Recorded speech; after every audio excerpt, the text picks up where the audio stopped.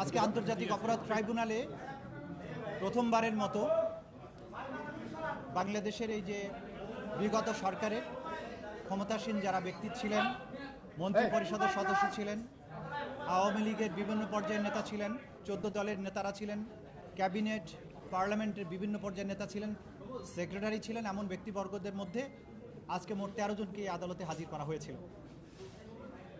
আজকের দিনটা বাংলাদেশের আগামী দিনের যারা ফ্যাসিস্ট এবং স্বৈরাচারী হবেন তাদের জন্য একটা শিক্ষার দিন।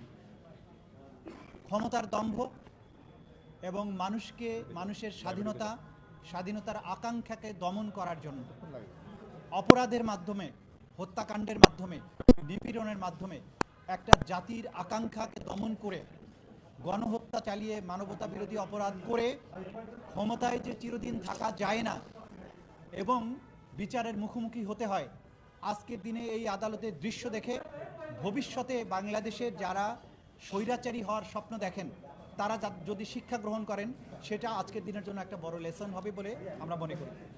আজকে এই আন্তর্জাতিক অপরাধ ট্রাইব্যুনালে বিগত সরকারের আমলের 13 জন ক্ষমতাশালী ব্যক্তিকে হাজির করা হয়েছিল, যাদের বিরুদ্ধে জুলাই এবং আগস্টের যে মানবতা বিরোধী অপরাধ, গণহত্যা এবং অন্যান্য অপরাধ যেগুলো আন্তর্জাতিক আইনের অপরাধ, সেগুলো সংগঠনের দায়ে তাদেরকে উপস্থিত করা হয়েছিল।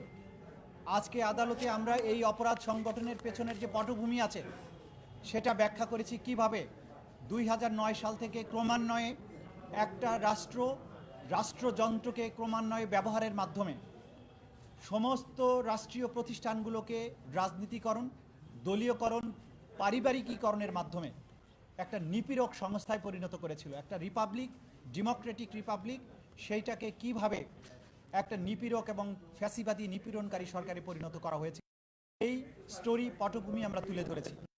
যেই পটভূমিতে একটা রাষ্ট্র ক্রমান্বয়ে জনগণকে বিভিন্ন করে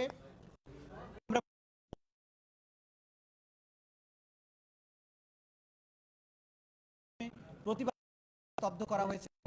ডিজিটাল সিকিউরিটি অ্যাক্টের মাধ্যমে মানুষের বাকস্বাধীনতা, অন্যায় এবং নিপীড়নের বিরুদ্ধে যে ভয়েস জনগণের, সেটাকে রুদ্ধ করা হয়েছে। এইভাবে একের পর এক গণতান্ত্রিক প্রতিষ্ঠানগুলো ধ্বংস করেছে, নির্বাচন ব্যবস্থাকে ধ্বংস করেছে, শুধুমাত্র একজন ব্যক্তি বা তার পরিবারকে ক্ষমতায় রাখার উদ্দেশ্যে। এটা একটা রাষ্ট্রের যে চেতনা, সেইটার বিরুদ্ধে তারা অবস্থান নিয়েছিলেন এবং সেটা করতে গিয়ে আজকে প্রধান আসামি ছিলেন শেখ হাসিনা। শুধুমাত্র তাকে রক্ষা করা এবং তাকে ক্ষমতা রাখার জন্য এই অপরাধগুলো সংগঠিত হয়েছে এবং এই সমস্ত অপরাধের সবচাইতে বড় দায় হচ্ছে শেখ হাসিনার এবং তার নির্দেশে তাকে ক্ষমতায় রাখার উদ্দেশ্য বাস্তবায়নের জন্য আজকে বাকি যে 13 জনকে উপস্থিত করা হয়েছিল, তারা ক্যাবিনেটের সদস্য হিসাবে সরকার দলের বিভিন্ন দায়িত্বশীল পদে অধিষ্ঠিত থেকে, কেউ সরকারের আমলাতন্ত্রের মধ্যে যেমন স্বরাষ্ট্র সচিব ছিলেন, তারা এমপি ছিলেন, 14 দলীয় জোটের নেতা ছিলেন, রাজনৈতিক সহকর্মী ছিলেন, তারা সবাই মিলে এই অপরাধগুলো সংগঠন করেছেন নৃশংসভাবে। 2000-এর মতো 1500-এর অধিক ছাত্র তরুণ জনতাকে হত্যা করেছেন, 25,000-এর বেশি মানুষকে আহত করেছেন। গোটা বাংলাদেশ জুড়ে নৃশংসতা চালানো হয়েছে, সিভিলিয়ানদেরকে নিষ্ঠুরতম পন্থায় হত্যা করা হয়েছে। হত্যার পরে তাদের লাশ দাফনে বাধা দেওয়া হয়েছে, আহতদের চিকিৎসা করতে বাধা দেওয়া হয়েছে, লাশকে পুড়িয়ে দেওয়া হয়েছে, দাফন করতে দেওয়া হয়নি, গোপনে দাফন করতে বাধ্য করা হয়েছে। হসপিটালে চিকিৎসার পরে মৃত্যুবরণকারীদের ডেথ সার্টিফিকেটে পোস্টমর্টম করতে দেওয়া হয়নি, ডেথ সার্টিফিকেটে লিখতে দেওয়া হয়নি যে গানশট ইঞ্জুরিতে মারা গেছে। এই ধরনের অপরাধ সংগঠন তারা করেছে, তারা আজকে উপস্থিত করা হয়েছিল। আমরা যেটা আদালতের কাছে জানিয়েছি যে এই অপরাধ একই সাথে সারা বাংলাদেশে 56,000 বর্গমাইল জুড়ে একদম ব্যাপক ভিত্তিক মাত্রায় সংগঠিত হয়েছে এবং টার্গেটেড ওয়েতে পারসিকিউশন করা হয়েছে। এইটার তদন্ত সমাপ্ত করে বিচারের উপযোগী একটা রিপোর্ট দাখিলের জন্য আমাদের একটা যুক্তিসঙ্গত সময় দরকার। আমরা 2 মাস সময় চেয়েছিলাম, আদালত আজকে 1 মাস সময় মঞ্জুর করেছেন। 1 মাস পরে আবার এই রিপোর্ট দাখিলের জন্য থাকবে, সেদিন হয়তো আসামিদেরকে নিয়ে আসা হবে এবং আমরা আশা করছি খুব দ্রুতই এই রিপোর্ট আমরা তদন্তকারী সংস্থার কাছ থেকে পেয়ে যাব এবং মামলাটি তখন আনুষ্ঠানিক বিচারের জন্য তার যাত্রা শুরু করবে। দুটি বিষয় মাননীয় চিফ প্রসিকিউটর দুটি বিষয়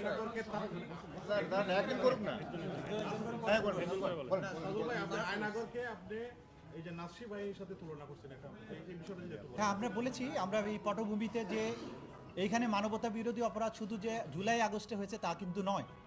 এই সরকার অর্থাৎ বিগত যে আসামি যারা ছিলেন তাদের সরকার যখন ক্ষমতায় আসে তখন থেকে এই গুম খুন এবং কনসেন্ট্রেশন ক্যাম্পে নিয়ে নির্যাতনের যে বিভৎসতা আপনারা ইতিমধ্যে জেনেছেন। আমাদের তদন্ত সংস্থা এগুলো আমরা তথ্য পাচ্ছি, বা আপনারা গুম কমিশনের কাছ থেকেও জানতে পেরেছেন যে সেই নির্যাতন ক্যাম্পগুলো কতটা নিষ্ঠুর ছিল। সেই নিষ্ঠুর ক্যাম্পগুলোতে যে পদ্ধতিতে নির্যাতন করা হয়েছে সেটা দ্বিতীয় বিশ্বযুদ্ধকালীন সময়ে হিটলারের নাৎসি বাহিনীর যে কনসেন্ট্রেশন ক্যাম্পগুলো ছিল সেই ধরনের নিষ্ঠুরতার সাথে তুলনীয়, একই প্যাটার্নের। সেই কথাগুলো আমরা বলেছি যে এরা শুধুমাত্র যে গণহত্যা করেছে তাই নয়, অপহরণ, গোপন কারাগারে আটক এবং টর্চারের যত ফর্ম আছে সেই ফর্মে এই মানুষদেরকে টর্চার তারা করেছেন এবং করার মাধ্যমে নাজিদের সেই নৃশংসতার স্মৃতিকে তারা বাংলাদেশে ফিরিয়ে এনেছে। এখানে দুটি বিষয়, দুটি মামলা। একটি হচ্ছে যে শেখ হাসিনার মামলা।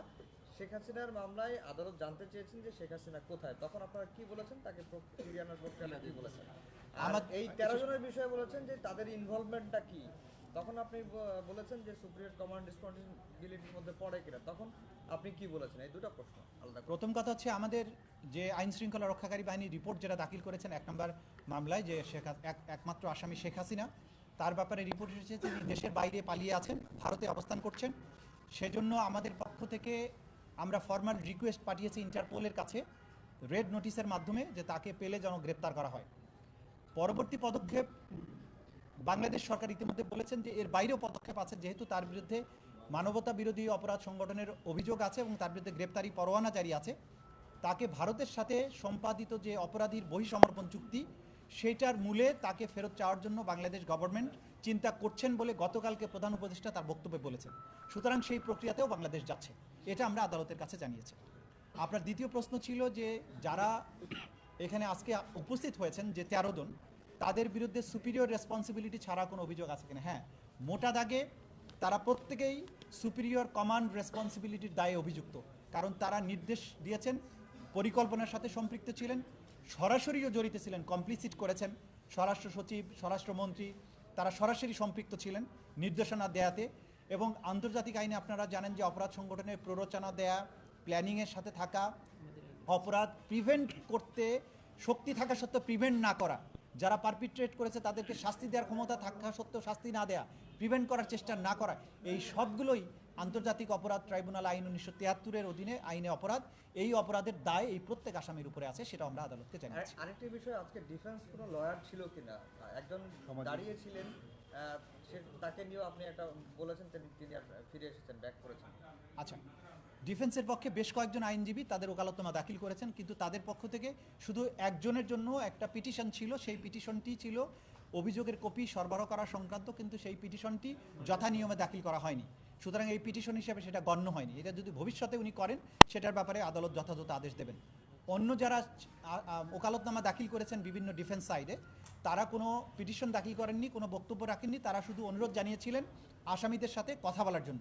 আদালত সেটা মঞ্জুর করেছেন এবং বলেছেন ডিসিপ্লিন রক্ষা করে রেজিস্ট্রারের তত্ত্বাবধানে তারা যাতে কথা বলেন, এটা তাদের ব্যাপার। তাজুল ইসলাম, এদের যে সমস্ত আসামিরা আজকে এসছেন, ওনারা সকলেই শেখ হাসিনার মন্ত্রিসভার সদস্য ছিলেন, ওনারা কেউই কিন্তু অ্যাক্টিভলি পার্টিসিপেট করেনি। আপনি এটা কীভাবে জোড়া লাগাবেন এই ইয়েটা? সেটা আমাদের তদন্তের বিষয় এবং কোর্টে যখন আমরা প্রেজেন্ট করবো তখনই বুঝতে পারবেন তারা কিভাবে সম্পৃক্ত ছিলেন। আমি দীর্ঘ পটভূমি আমি কোর্টে উল্লেখ করেছি, সেখান থেকে আপনারা বুঝেছেন কিভাবে তারা সম্পৃক্ত, আর বাকিটা আদালতের বিচারিক প্রক্রিয়ার মধ্য দিয়ে দেখতে পাবেন।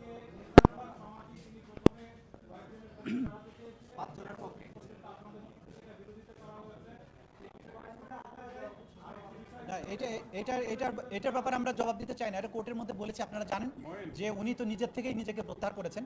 আমি শুধু কোর্টের কাছে একটা তথ্য তুলে ধরেছিলাম, তারপরে উনি নিজেকে প্রত্যাহার করেছেন। এটা নিয়ে আমরা কোনো বক্তব্য রাখতে চাই না। আর কোনো প্রশ্ন? জি, কতজন এক্স্যাক্টলি সংখ্যা আমার কাছে জানা নেই, 5-6 জন হবে। তাজুল ইসলাম, এখন পর্যন্ত যে সমস্ত তথ্য প্রমাণাদি পেয়েছে, জুলাই আগস্ট গণহত্যা তদন্ত চলমান যথেষ্ট পরিমাণে আছে। আব্দুর রাজ্জাক ওনার ব্যাপারে এরকম আদালতে ডেট থাকে, তাহলে অন্য কোথাও রিমান্ড বা কোনো কিছু থাকলেও যেন এরকম একটা নিয়ম করা হবে, এটার ব্যাপারে না, নিয়ম এটা তো আদালতে যখন হাজিরা থাকবে উনি যেখানে এখানে কমিউনিকেশনের কোনো হয়তো প্রবলেম হয়েছে, সে কারণে হয়তো আনা যায়নি। পরের সময় এটা তাকে আনা হবে। ওকে ওকে থ্যাংক ইউ।